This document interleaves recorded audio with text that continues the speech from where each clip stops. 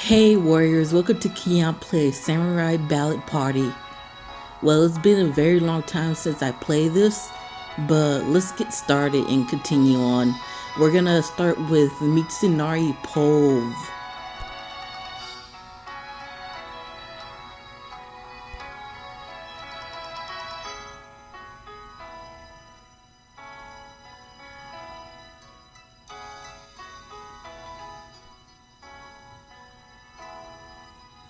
So this is Mitsunari Pove Noble Ending.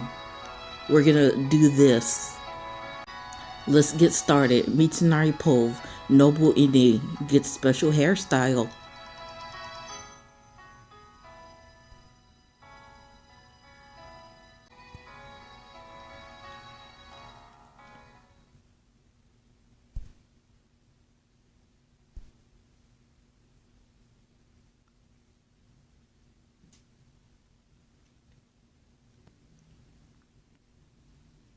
A vow to the eternal sky.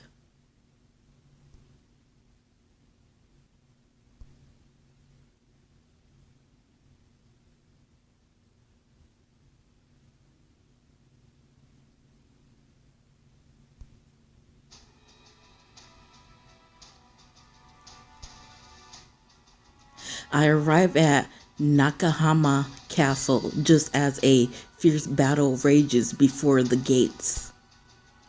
Hideyoshi and his forces appear to be dominating the field. One more rally should seal the battle in our favor. Is she alright? I gotta admit, you look sexy.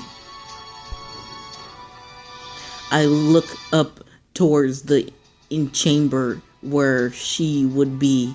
Oh, this is Mitsunari Pove, duh. But that was a poor choice. Gah! As an enemy spear pierces my thigh. I recover quickly enough to cut him down, but my wound is deep in my thigh, slick with blood.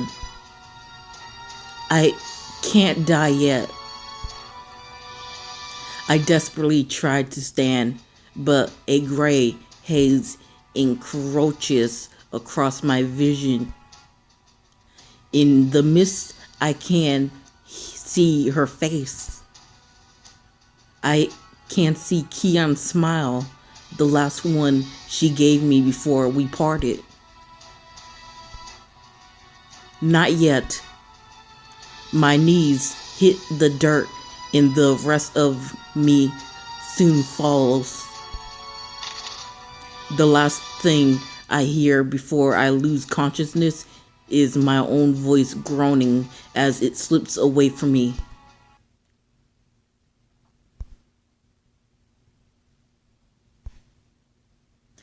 Sake, I just want you to be happy. I can hear my mother's voice.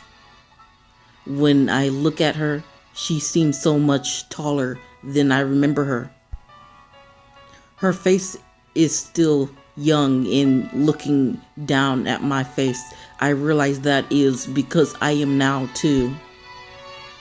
Sake, I want you to have a life where happiness is possible.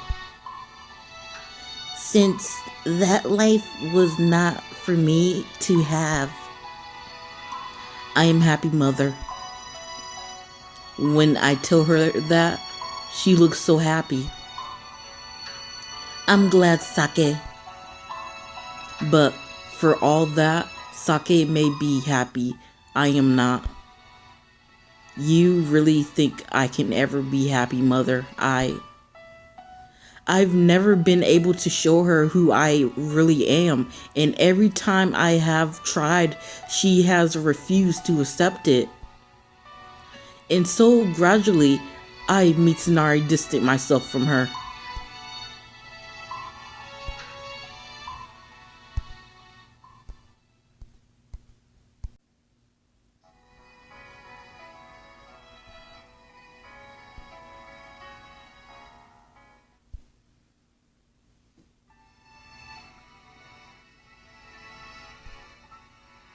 I'm reading a book on the porch.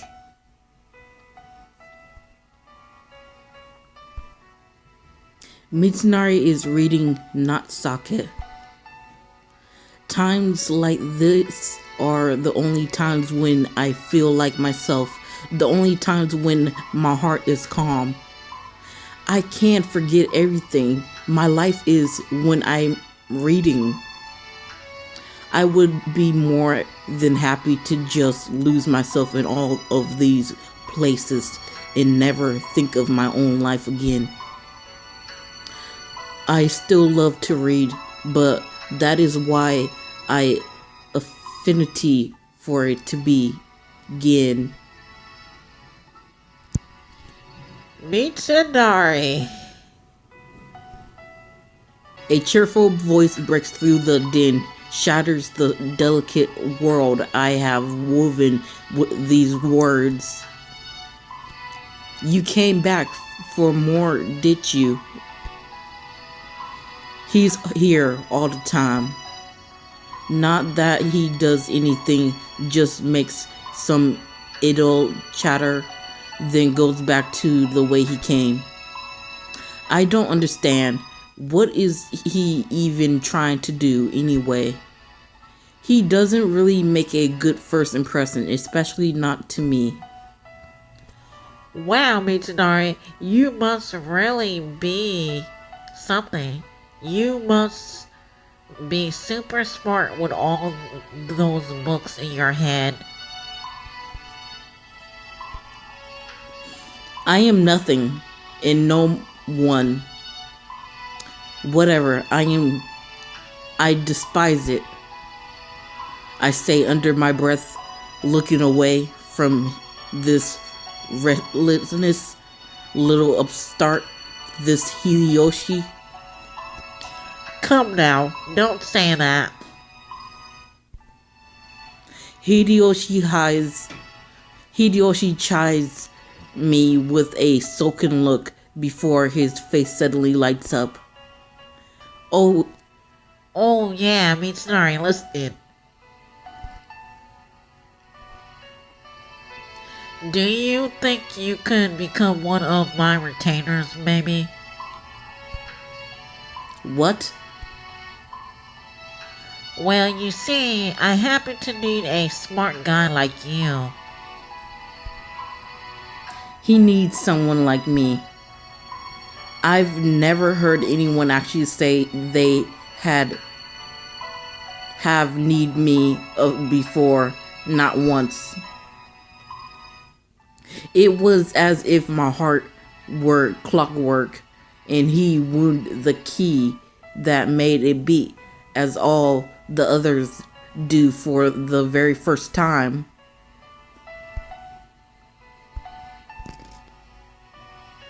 Oops, I did not read what it was saying. Oh well. I swore my life to the first time the man to ever see value in it. That believe in my own worth is what made me think that I would be more than willing to die for him. But if I am so sworn to die for him, then now is when my death would be most of use.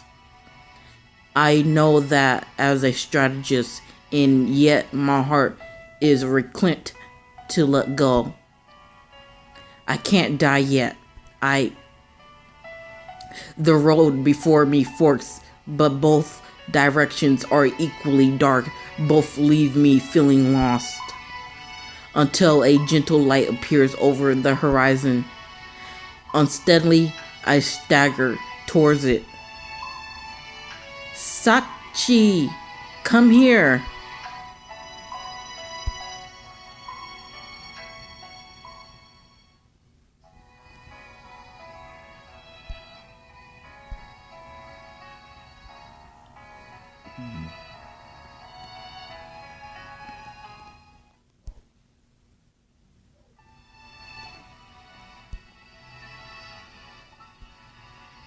I look over my shoulder towards the voice. I've wanted to hear that name again for so long. my true name, the name I was given at birth. That's Mother. I follow her voice.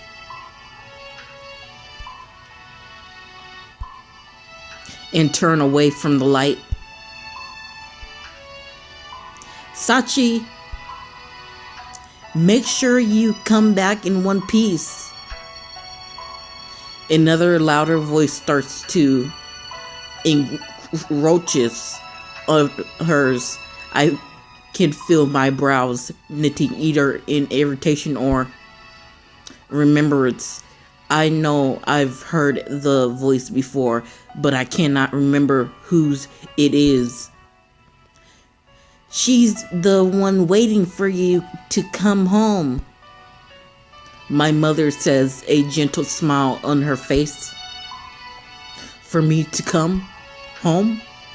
She nods, her smile unwavering. I'm here with you, Lord Mitsunari. I want to be... Ah, so it's her. It is that voice. I know now why I cannot allow myself to die.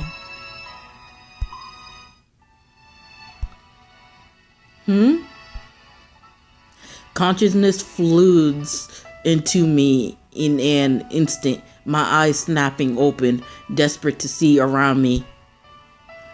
Is she alright? Gah! A setting wave of pain grips my entire body, perhaps because I was too quick to move.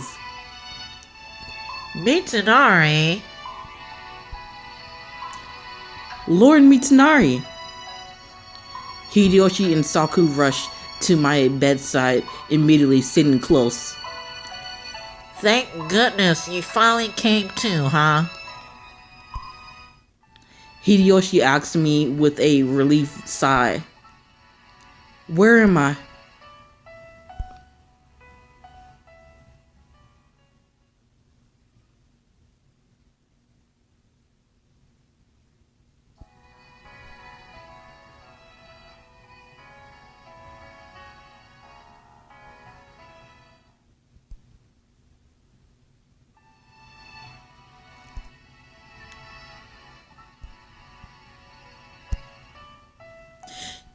Nakahama Castle. Nakahama Castle, so they carried me in after I collapsed. I search my hazy memories, trying to make a calm, if not assessment of my situation. So that means we won. Saku answers for me, besides myself. Thanks to your brilliant strategy, Lord Mitsunari, this place is ours. Not only were we able to hold the castle, but thanks to you bringing Lord Hideyoshi back, the final attack was a success. My strategy worked?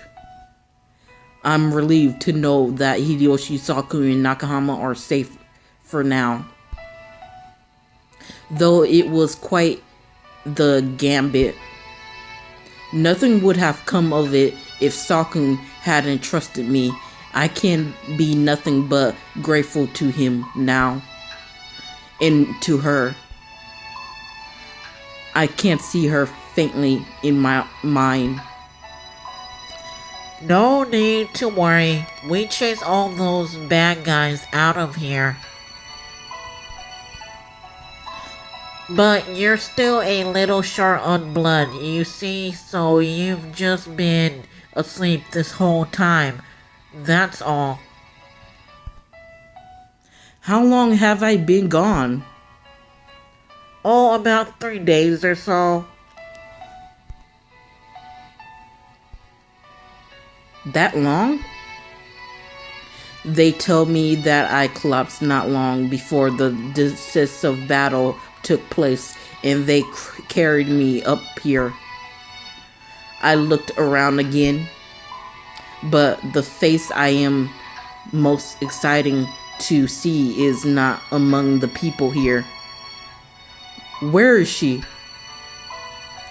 You mean Keon? She went out to get some fresh water.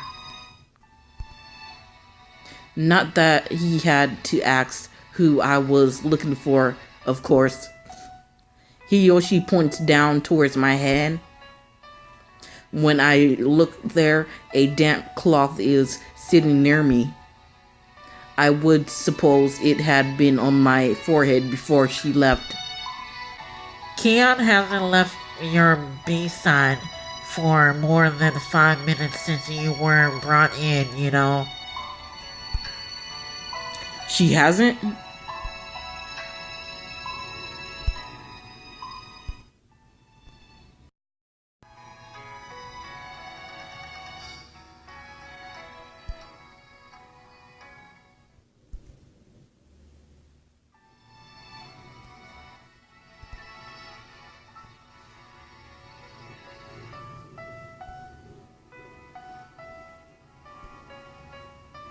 Just like she said she wouldn't, huh?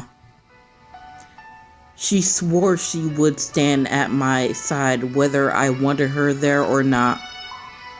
I suppose it's my turn to finally swear to her myself. Taking a deep breath, I press my hand to the floor and force myself to stand. Another shock of pain rattles my bones, but it is not so bad that I cannot move. Lord Mitsunari, you need to rest. Sakon? Hideyoshi stops his protests with a word. Let him go. Listening to his voice, I stagger from the room.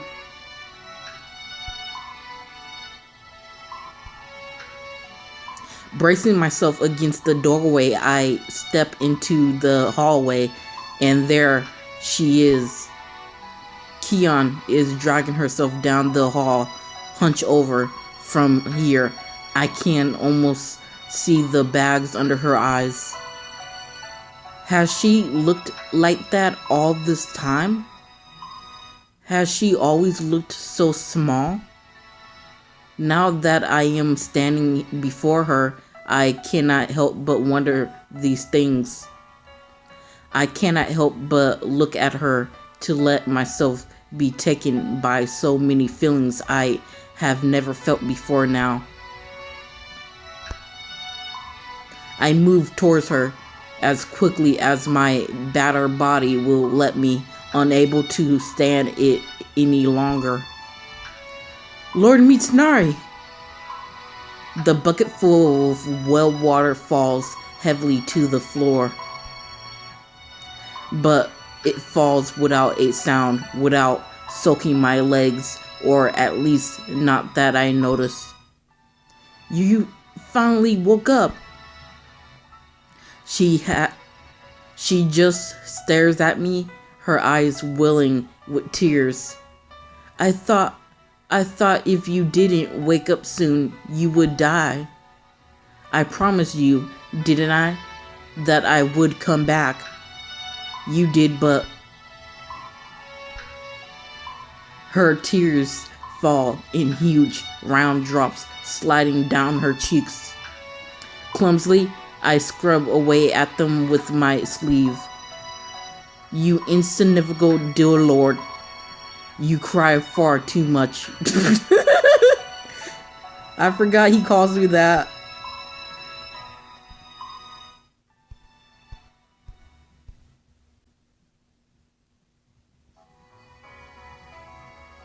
Well, words, that's it.